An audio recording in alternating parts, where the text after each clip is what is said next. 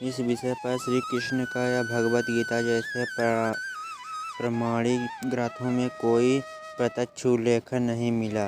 श्री कृष्ण ने मुख्य रूप से धैर्य और कर्तव्य, सत्य और जीवन के उच्च उपदेशों पर चर्चा की है। लेकिन अगर आप इस वीडियो को सामाजिक, नैतिक और धार्मिक दृष्टिकोण से प्रस्तुत करना चाहते हैं तो इसे स्पष्ट, तथ्यमान और संदर्भित करना आवश्यक है। नीचे आपको इस वीडियो पर एक विस्तृत स्क्रिप्ट का प्रदान किया जा रहा हूँ। इसे आप अपने विचारों को सामग्री के अनुसार संशोधित कर सकते हैं। कलयुग में रिश्ते का सच क्या है? श्री कृष्ण ने बताया कि स्त्रियां अपने पति को धोखा क्यों देती है। इंट्रो। 1 मिनट। नमस्कार दोस्तों, स्वागत है आपको अपने चैनल पर। आज हम एक बेहद संदेशशील और महत्वपूर्ण विषय पर चर्चा करने जा रहे हैं। क्या श्री कृष्ण के कलयुग के बारे में कुछ ऐसी बातें कही थी जो आज के रिश्ते की सच्चाई को उजागर करती है। खास तौर पर क्या आपने उन्होंने बताया कि कलयुग में स्त्रियां अपने पति को धोखा क्यों देती हैं। आइए इस विषय को गहराई से समझते हैं, धार्मिक, नैतिक और सामाजिक दृष्टिकोण से। श्री कृष्ण के दृष्टिकोण की व्याख्या। सबसे पहले हमें यह समझना होगा कि श्री कृष्ण का संदेश संपूर्ण मानव जाति के लिए है। उनके उपदेश रिश्तों की गहराई और पारंपरिक विश्वास पर आधारित है। उन्होंने श्रीमद् भगवद गीता में कहा है, धर्मो रक्षति, जिसका अर्थ है कि धर्म का पालन करने वाला हमेशा सुरक्षित रहता है। यह धैर्य केवल पूजा पाठ नहीं बल्कि प्रत्येक व्यक्ति का कर्तव्य है और लेकिन नैतिकता है। कलयुग के बारे में श्री कृष्ण ने कहा था कि यह वह युग हो जब पहला, लोग धन और भौतिक सुखों के पीछे भागेंगे। रिश्तों में स्वार्थ और अंशोध। तीसरा, नैतिक मूल्यों का पतन होगा। लेकिन स्त्रियां अपने पति को धोखा क्यों देती है, इसका सीधा उल्लेख नहीं मिलता। इसका अर्थ है कि यह सामाजिक समस्या है, न कि केवल धर्म या किसी का ग्रंथ का विषय। कलयुग की विशेषताएं और रिश्तों पर प्रभाव। श्रीमद् भगवद गीता पुराण में यह कलयुग की 4 मुख्य विशेषताओं का उल्लेख है। पहला, असत्य सत्य की जगह झूठ को प्राथमिकता दी जाए। दूसरा, कम कमाना और भौतिक इच्छाएं रिश्तों में नुकसान पहुंचाएगी।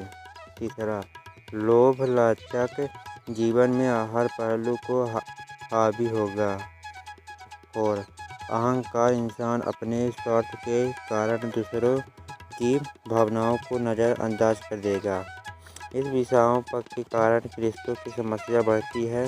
पति पत्नी के संबंध में जो अंदर प्रेम है, विश्वास पर आधारित होने चाहिए, वे टूटने लगते हैं। धोखे में के सामाजिक और मनोवैज्ञानिक कारण। अब सवाल उठता है कि रिश्तों में धोखे के पीछे के कारण क्या है। यह हम कुछ मुख्य बिंदुओं को समझेंगे। पहले, अंशोध और संवाद की कमी। कई बार पति पत्नी का एक दूसरे की भावनाओं को नहीं समझ पाते। संवाद है कि कमी रिश्तों में दूरी पैदा करती है। उदाहरण, एक स्त्री अपने पति को भावनात्मक लगाव नहीं महसूस करती तो वह इसे किसी और से धोखा खोजने लगती है। दूसरा, आर्थिक और मानसिक दबाव। कलयुग में आर्थिक तनाव और सामाजिक अपेक्षाएं रिश्तों को कमजोर कर देती है। उदाहरण, यदि पति पत्नी अपने पत्नी को पर्याप्त समय से सम्मान नहीं दे रहा है तो स्त्री का रुझान किसी और की ओर हो जाता है। तीसरा, मीडिया और आधुनिक सोच का प्रभाव। आजकल की फिल्मों और सोशल मीडिया के जरिए रिश्तों की आवश्यक उम्मीदें में बनाई जाती है, जिससे असंतोष बढ़ता है। पहला, अतीत में घाव। बचपन की किसी घटना या पिछले रिश्ते का अनुभव की धोखे का कारण बन सकता है। उदाहरण, एक स्त्री को पहले विश्वासघात झेलना पड़ा हो तो वह खुद भी रिश्ते में धोखे की ओर बढ़ सकती है।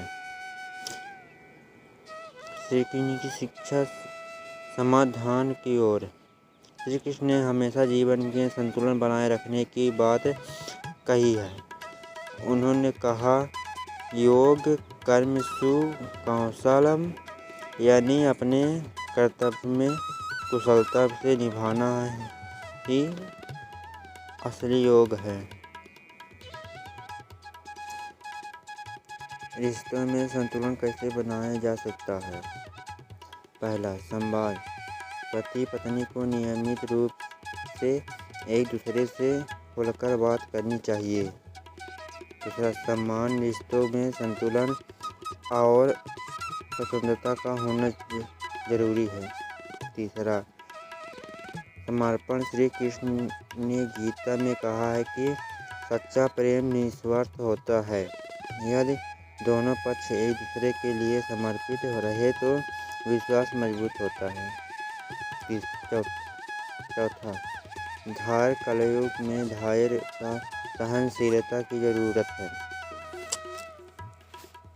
उदाहरण, एक दंपति जिनके रिश्तों में समस्याएं थी, उन्होंने श्री कृष्ण के उपदेशों को अपनाकर अपने संवाद को बेहतर बनाया। उन्होंने संवाद और विश्वास को प्राथमिकता दी। आधुनिक समाज में गीता की प्रारंभिक। आज के समय में श्रीमद्भगवद गीता की उपदेश पहले से कहीं अधिक प्रारंभिक है। अगर हम रिश्तों में गीता में मूल्यों को अपनाएं तो समस्या टल सकती है। पहला, क्षमा। गलतियों को माफ करना सीखें। दूसरा, निस्वार्थ रिश्तों में अपने स्वार्थ को पीछे छोड़ें। तीसरा, कर्तव्य का परायणता। अपने कर्तव्यों का पालन करें। दोस्तों, श्री कृष्ण का संदेश केवल धार्मिक उपदेश नहीं है, बल्कि जीवन में जीने का तरीका है। तो दोस्तों, आज हमने समझा है कि रिश्तों की समस्याओं का समाधान श्री कृष्ण के उपदेशों में छिपा है। कलयुग में भले ही धोखे और असंतोष जैसी समस्याएं बढ़ सकती है, लेकिन अगर हम गीता की शिक्षाओं को अपनाएं तो इसे बेहतर और सुखद जीवन जी सकते हैं। अगर आपको यह वीडियो पसंद आया हो तो इसे लाइक करें, शेयर करें और हमारे चैनल को सब्सक्राइब करें। अगले वीडियो में हम फिर एक नई चर्चा के साथ मिलेंगे। धन्यवाद।